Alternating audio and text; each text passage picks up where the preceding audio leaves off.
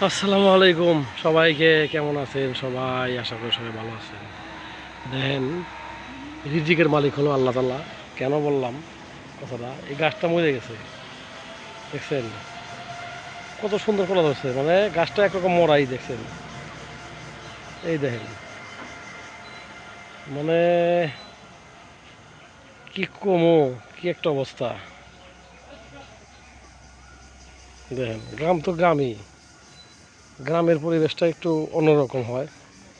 এটা কিন্তু অরিজিনালি গ্রামের পরিবেশটা একটু অন্যরকম হয়, তার প্রমাণ কিন্তু এই যে এইগুলো দেখেন।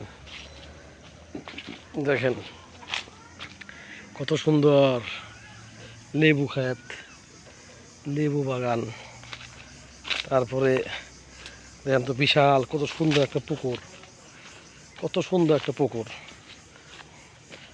দেখছেন পুকুরটা কত সুন্দর লাগতেছে।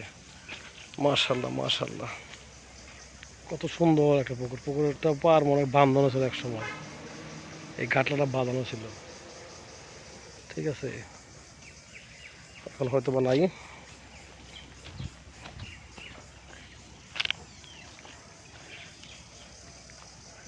দেখেন কি সুন্দর পরিবেশ।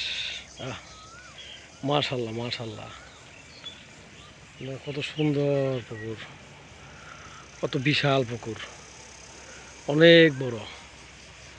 ওরে বাবা রে বাবা,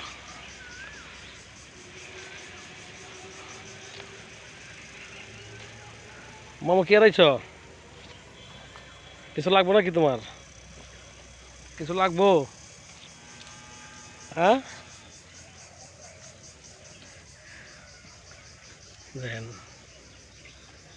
মানে এটাই বলে গ্রামের পরিবেশ। অনেক সুন্দর জায়গা, পুকুরটা কিন্তু আমার কাছে অরিজিনালি ভালো লাগছে, অনেক বিশাল। খালি যদি বর্ষা মাসের মধ্যে পানি হয় তাহলে বোঝা দেবো যে কত বড় হয় পুকুরটা। পাড়টা অনেক বড় এবং কি অনেক সুন্দর, ঠিক আছে। এই হচ্ছে গ্রাম অঞ্চল।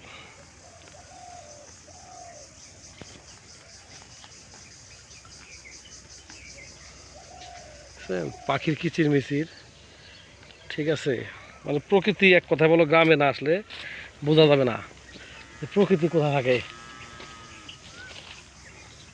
প্রকৃতি দেখার জন্য একমাত্র হলো গ্রাম। যেন এই যে লেবু, দেখছেন, একমাত্র প্রকৃতির জন্য হলো গ্রাম। গ্রামে আসতে হয় প্রকৃতি দেখার জন্য, তাছাড়া গ্রাম অনেক কঠিন ব্যাপার স্যাপার।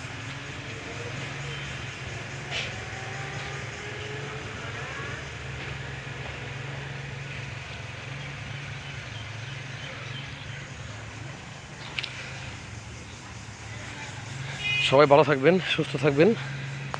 সবাইকে আবার স্বাগত জানাই, আমার ভিডিওটা দেখার জন্য অনেক ধন্যবাদ জানাই সবাইকে। আসসালামু আলাইকুম, আবার একটা নতুন ব্লগে দেখা হবে।